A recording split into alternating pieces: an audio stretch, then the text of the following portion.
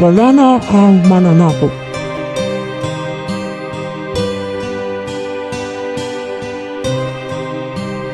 Wala na ang mga Kastila, Amerikano at Hapon.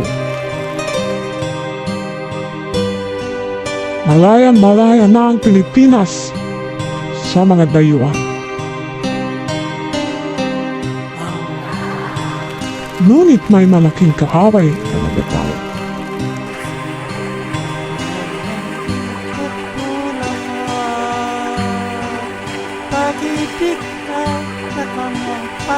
Sila'y kalahiri natin. Ngunit mapaghinda.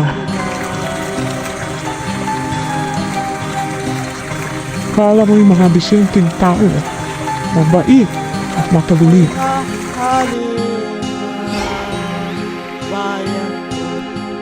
Ngunit huwag tayo magpalinla. Wala silang pakialam kung mamatay tayo sa baha o sa gutom.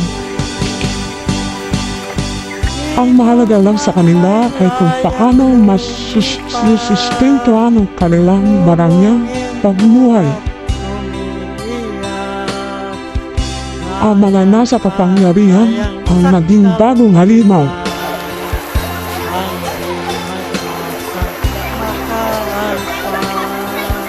Kaya ang tanong ko sa kabataan,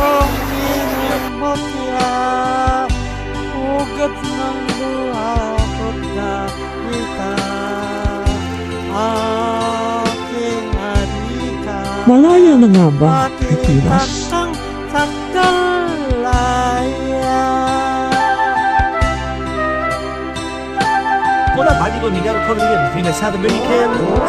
Mga anak, ano ang naghihintay sa inyo?